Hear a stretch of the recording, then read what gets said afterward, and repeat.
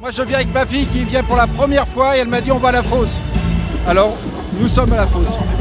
Et une bonne raison pour voter Hamon, c'est le seul qui me donne l'envie de vraiment voter, qui a un projet et qui a quelque chose vers lequel on a envie d'aller. La mesure phare de Hamon, non mais c'est sa vision du travail et c'est le fait qu'il soit moins extrême sur l'Europe que Mélenchon aussi.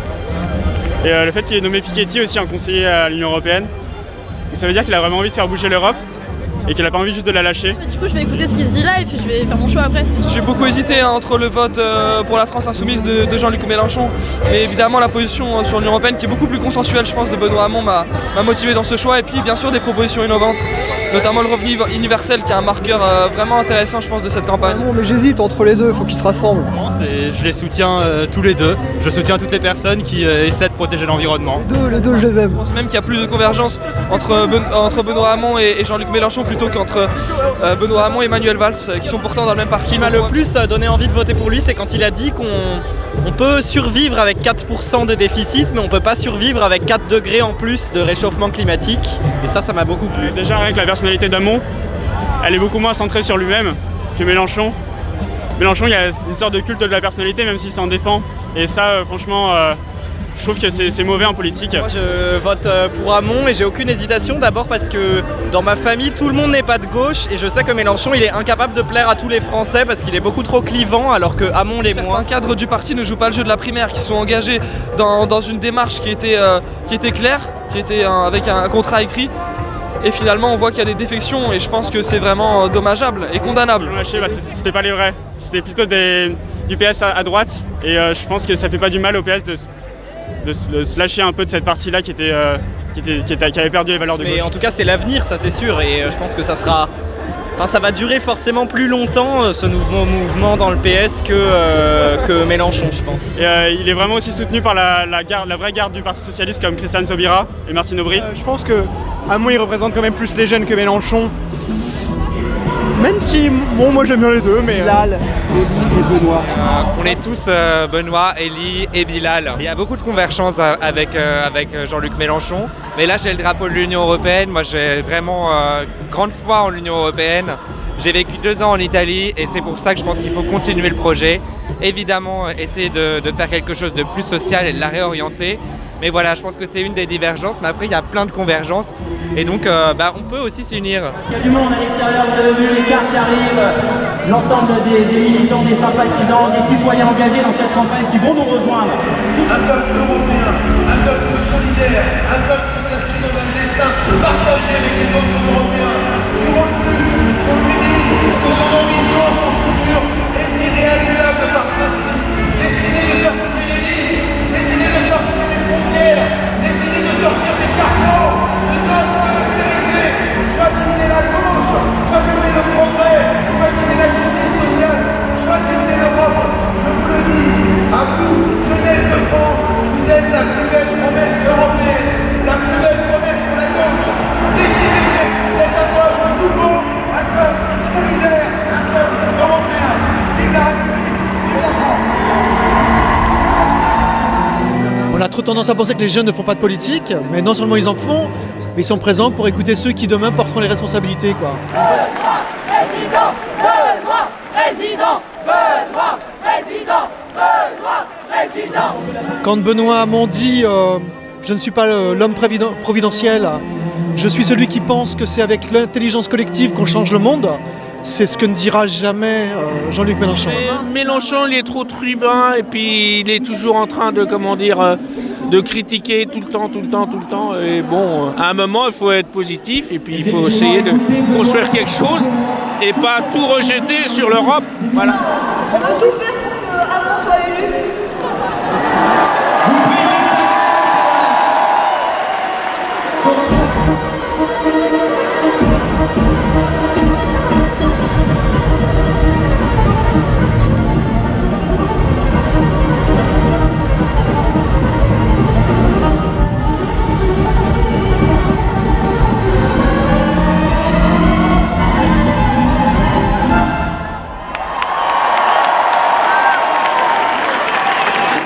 Qu'on nous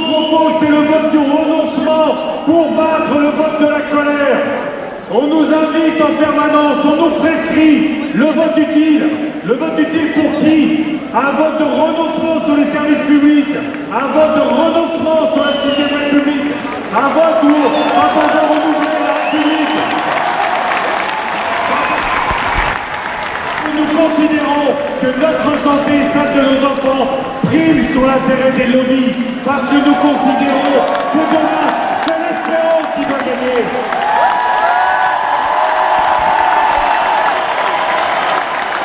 C'est pour ça qu'il faut mobiliser autour de Benoît Hamon, rassembler autour de Benoît Hamon et gagner, et gagner, et gagner. Et ceux qui prétendent s'opposer à Marine Le Pen en allant voter au premier tour pour quelqu'un qui propose de précariser le travail, de supprimer l'impôt sur la fortune, c'est une folie. Donc évitons cette folie, profitons du mois de débat qui nous reste pour défendre une voie progressiste, pour défendre une solution pour la jeunesse, pour la relance de l'économie au niveau européen. Votons Benoît Hamon.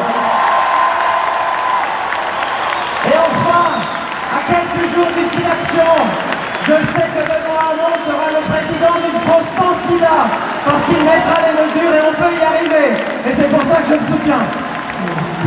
Je vote pour. C'est à vous de décider quel peuple vous voulez être. Nouveau rapport au travail, transition écologique, conversion écologique de nos modèles économiques. Je vote pour le candidat de la gauche et de l'écologie, Benoît Hamon, président de la République. Nous allons tous ensemble casser la machine à désespérer. Je vote pour. Je vote pour. Je ne sais pas encore combien nous sommes, on me le dira tout à l'heure, mais je peux vous dire que nous sommes très nombreux à Bercy aujourd'hui. J'ai salué tout à l'heure Arnaud Montebourg, je vous demande d'applaudir très chaleureusement, il est assis à ses côtés, Vincent Payon.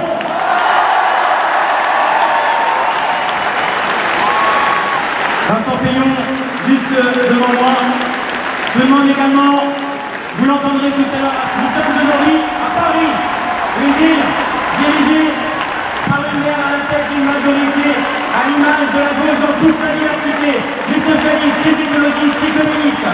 Une maire qui fait Paris de l'intelligence collective, de la démocratie participative. Une maire qui est au contact des problèmes du quotidien de ses administrés. Elle est avec nous aujourd'hui pour ouvrir ce meeting. Je vous demande de l'accueillir très chaleureusement. Elle incarne la gauche qui gagne, la gauche fidèle à ses valeurs. Anne Hidalgo.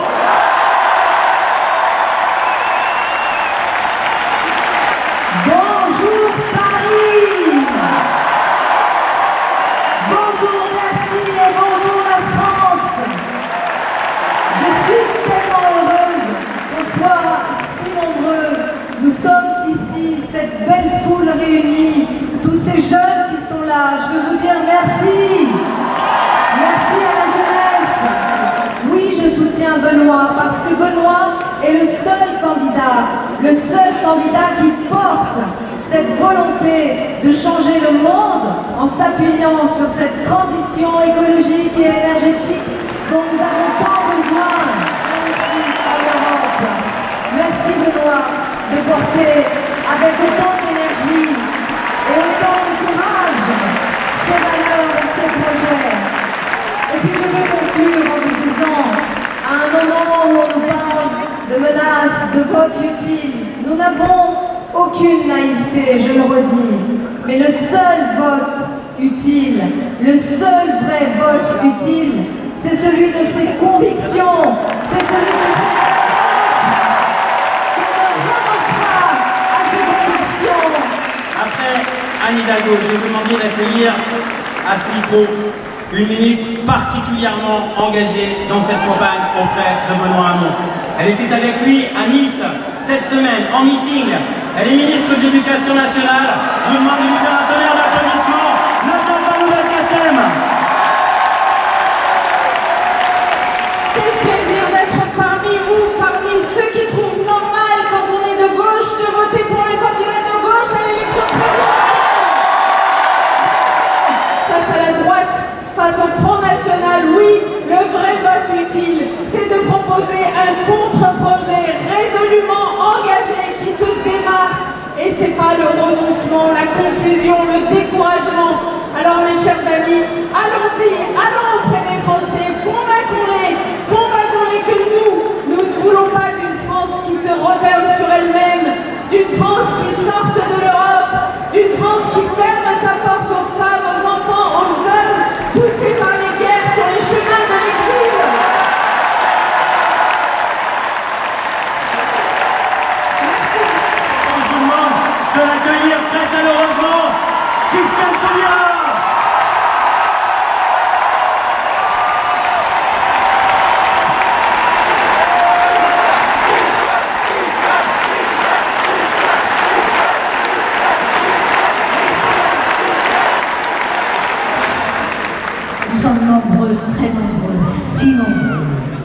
et si tonique, si dynamique, si créatif. Est-ce que vous réalisez que nous sommes invincibles? Nous sommes là, très nombreux, si nombreux, aux côtés de Benoît Hamon. Nous sommes là parce que Benoît porte une parole, un engagement, une volonté qui nourrissent sa vision de la société et du monde. Benoît Hamon réhabilite la politique. Il lui redonne sa dignité. En fait, il rappelle sa raison d'être. Et il sait ce qu'il nous faut. Et nous continuerons à être à ses côtés pour enrichir sa vision de la vie et pour porter avec lui ce futur désirable. Le monde contient les périls. Et où que nous regardions, disait Aimé Césaire, l'ombre gagne. Mais, ajoutait-il, nous sommes de ceux qui disent non à l'ombre. Alors vous étiez candidats à la primaire. Ils sont aujourd'hui avec Benoît Hamon, ils sont assis côte à côte. Une ovation pour Vincent Peillon et Arnaud Montebourg.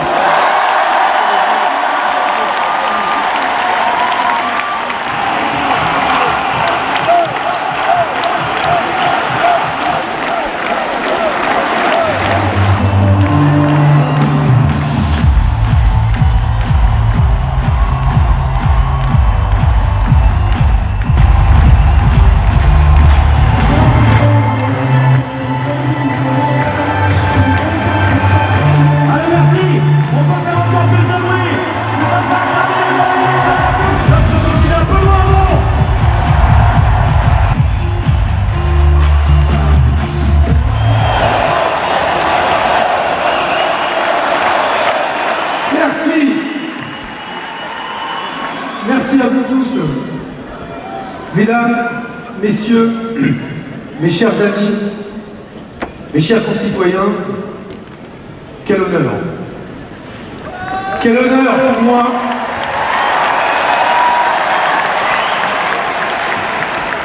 quel honneur d'être le porte-parole de nos idées, de notre vision, de notre projet.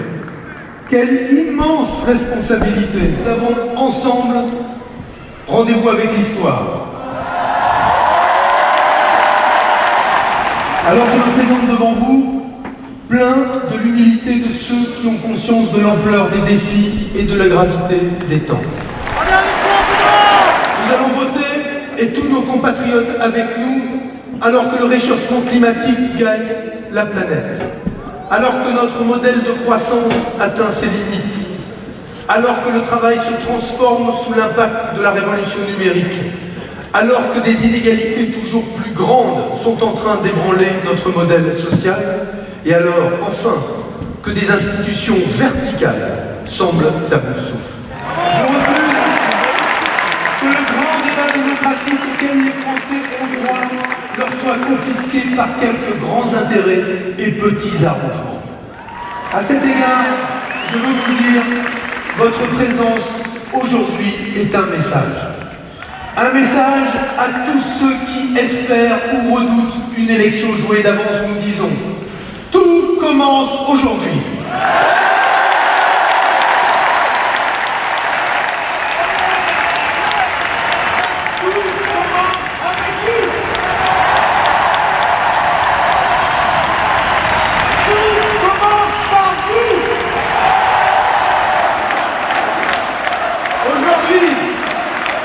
Aujourd'hui, ce n'est pas seulement le premier jour du combat qui doit nous mener vers la victoire. C'est le premier jour de la transformation que nous voulons pour le pays.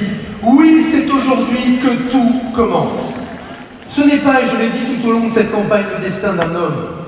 La gauche, c'est un souffle qui vient de loin, du cœur des luttes qui ont façonné nos êtres, à vous, à moi. En tant que Français, en tant que républicains, en tant que socialistes, écologistes, radicaux, femmes et hommes de gauche, je veux que cette élection soit remise à la hauteur des enjeux, à la hauteur de la France, à la hauteur de l'histoire, il est temps aussi qu'elle soit remise, comme l'écrivait Bloom, à l'échelle humaine. Ma détermination est totale parce que je sais pour qui je me bats. Nous avons, ces dernières semaines, affronté des vents contraires et même une forte houle. Certains avaient d'ailleurs quitté le navire dès le premier zéphyr. Et je vais vous faire une confidence. C'est peut-être un trait de caractère assez breton, mais moi, je sais garder la nuque raide. Je tiens bon dans la tempête. Fluctuate nec mergitur, comme dirait Anne Hidalgo. L'exceptionnel maire de Paris, que je remercie de nous accueillir ici dans sa ville, et pour qui c'est un honneur pour moi qu'elle soit à mes côtés. J'ai le devoir de ne pas céder à la machine à désespérer, la machine à broyer la gauche. Je ne céderai rien face à ceux qui représentent le monde d'hier, les idées d'avant-hier, ces mêmes privilégiés qui sont là depuis la nuit des temps et qui risquent de nous entraîner dans une longue nuit pour la République.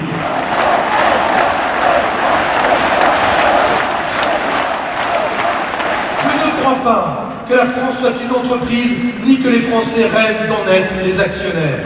Je n'ambitionne pas de devenir le PDG du site France, mais bien de devenir le président de la République au service exclusif des Françaises et des Français. Ils sont candidats pour réaliser leur destin ou assurer leur avenir. Je serai président pour préparer notre futur et celui de nos enfants. Mais enfin, si cette élection nous enseigne bien quelque chose, c'est que n'est pas le général de Gaulle ou Michel Rocard qui veut.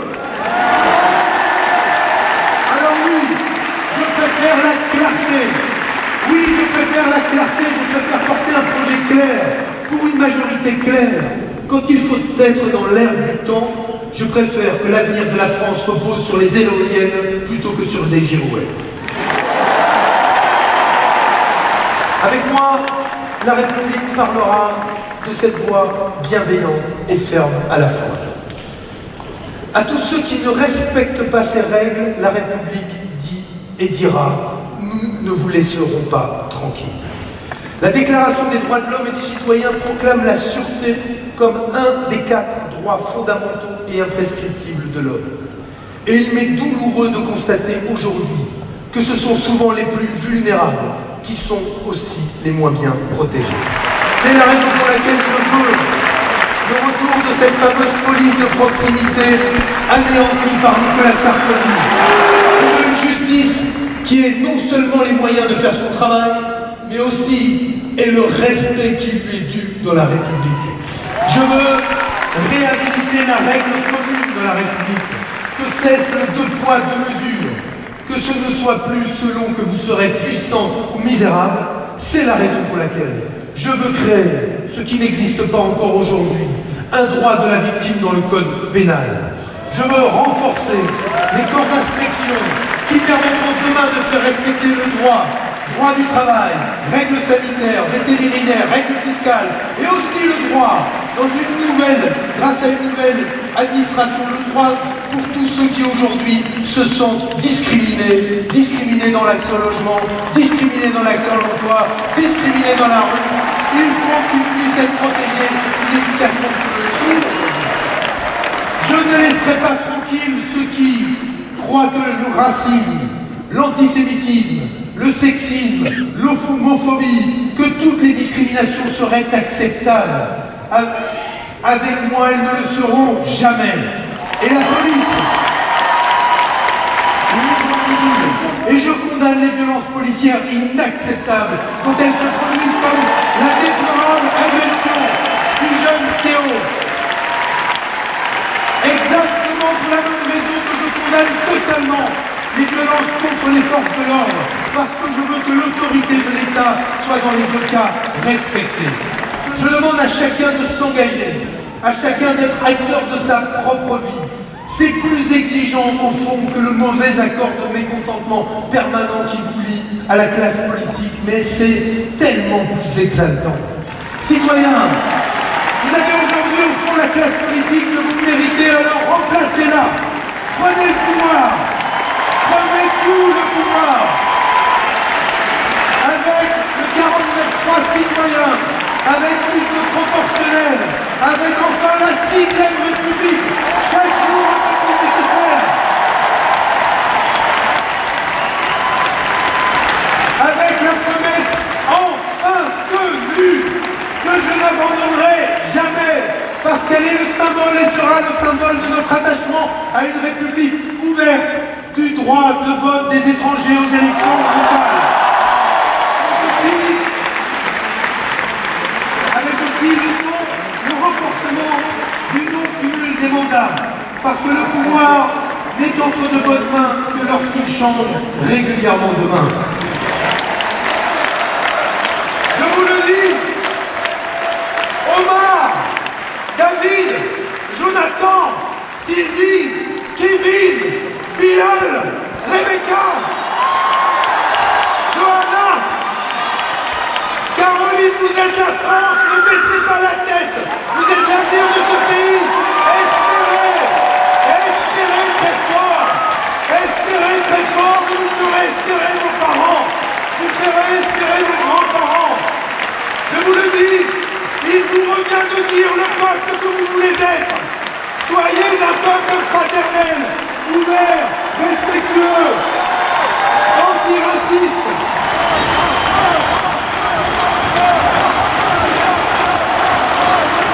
Et d'un mot, mais quelle clause tartuffe que cette clause Molière, inventée par la droite, avant les élections pour empêcher que l'on parle une autre langue que la nôtre sur les chantiers. Mais comment aurait-on reconstruit la France sans les Polonais, sans les Portugais, sans les Italiens, sans les Espagnols, sans les Marocains, sans les Algériens, sans les Sénégalais? Comment? Tartuffe que vous êtes! Tartuffe! Tartuffe Wauquiez! Tartuffe Pécresse! Tartuffe François Fillon! Notre France, la France de toujours et celle de demain, n'est simplement pas la leur. Et nous ne l'aimons pas comme eux, dans la haine de l'autre et dans le ressentiment. Un message à la jeunesse. Elle s'adresse à quelqu'un en particulier, ou plutôt à quelqu'une. Je dis à la petite fille, à la jeune femme qui m'écoute, dans cette salle peut-être, ou sur un écran loin de nous. J'ai hâte que tu sois ici, à la place que j'occupe.